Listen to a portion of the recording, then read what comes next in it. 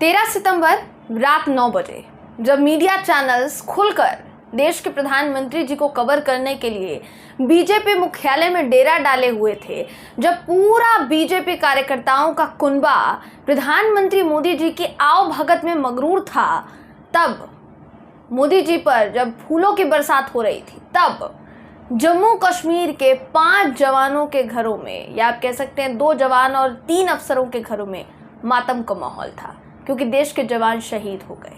दूसरी तरफ मोदी जी का उत्सव कार्यक्रम जारी था। G20 की सफलता के लिए आयोजित कार्यक्रम के चलते क्या देश के जवानों की शहादत को भुला दिया गया? ये सवाल उठ रहा है दोस्तों।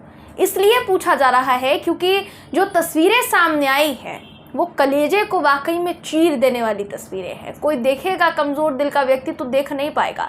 पूरा मामला क्या है इस खबर में आपको बताऊंगी। नमस्कार, मेरा नाम है जयंती झा और आप देख रहे हैं TV10 भारत।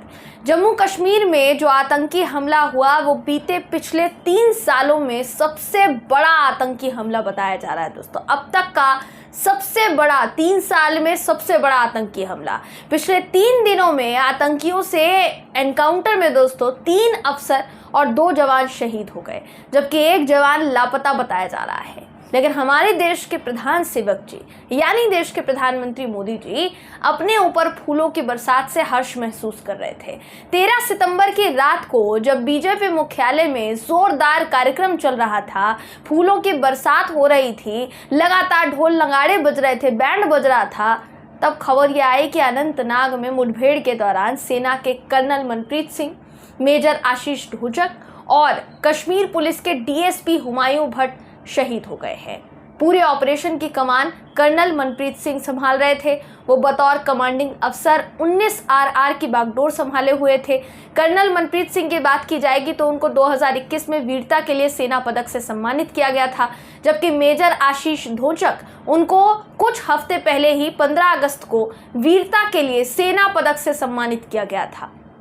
पुलिस अधिकारी हुमायूं भट्ट, उनके जो पिता हैं, हुमायूं भट्ट के पिता जो थे, साफ सीधे तौर पर देखिए जम्मू कश्मीर पुलिस में IG पद से रिटायर्ड थे वो। और भास्कर के मुताबिक अगर बात की जाए तो हुमायूं भट्ट जो थे वो दक्षिण कश्मीर के त्राल के रहने वाले थे।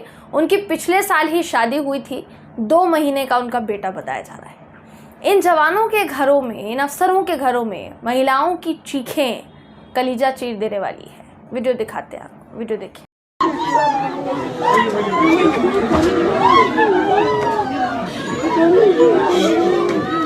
तो ऐसे मातम, दिल्ली बीजेपी मुख्यालय से जो तस्वीरें सामने आ रही है, ऐसे मातम के बीच वो किसी को भी सोचने पर मजबूर कर देगी कि आखिर ऐसा कैसे हो सकता है, ऐसा कैसे कर सकती है सरकार। आखिर अपने जवानों की शहादत के दिन देश की सत्ताधीन पार्टी के मुख्यालय में जश्न कैसे मनाया जा सकता है, ये बात सोचने वाली है। आखिर हमारे देश के रक्षा मंत्री और गृह मंत्री जी प्रधानमंत्री जी के साथ कार्यक्रम को एंजॉय करने में बिजी कैसे हो सकते हैं? ये बड़ा सवाल तब तक पूछा जाएगा जब तक कि जवाब सामने नहीं आ जाता। सोचिए उस पिता पर क्या बीती होगी जिन्होंने अपने जवान बेटे के पार्थिव शरीर को श्रद्धांजलि दी होगी, क्या बीती होगी उनके ऊपर। पिछले साल शादी हुई, 2 महीने का बच्चा बताया जा रहा है। पिता जो है पूर्व IG गुलाम हसन भट्ट ने शहीद बेटे को श्रद्धांजलि दी, हुमायूं भट्ट को। आपको वीडियो दिखा देते हैं, ये वीडियो देखिए आप।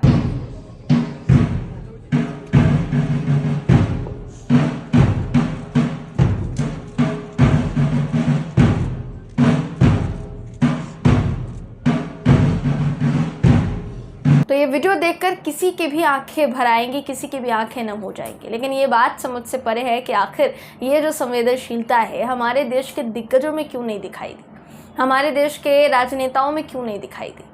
ये बहुत अफसोसजनक है, बहुत ज़्यादा अफसोसजनक है। सोचिए उस परिवार पर उस वक्त क्या बीत रही होगी। और हमारे देश की राजधानी दिल्ली में बीजेपी के मुख्यालय में, बीजेपी जो कि देश की सत्ताधीन पार्टी है उसके मुख्यालय में जश्न का माहौल था जिस वक्त ये खबर सामने आई।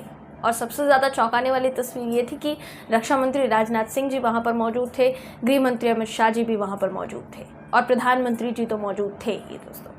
ये दोनों खबरें किस तरीके से आपको दोनों ही खबरों में एक कनेक्टिविटी नज़र आती है दोस्तों, क्या आपको इन दोनों खबरों में कोई सारांश नज़र आता है, कुछ ऐसा जो कि बहुत ज़्यादा चौंकाने वाला हो और कई सवाल खड़े करता हो। आपको जो भी लगता है अपनी राय कमेंट सेक्शन में हमें ज़रूर बताइएगा। वीडियो अगर आपको पसंद आया हो तो वीडियो को लाइक कीजिए, शेयर कीजिए, चैनल को सब्सक्राइब करना बिल्कुल भी ना भूलें। अगर फेसबुक पर आप हमारे वीडियो देख रहे हैं तो फेसबुक पेज को फॉलो करें, लाइक करें। फिर मुलाकात होगी आपसे अगली वीडियो में, तब तक के लिए नमस्कार।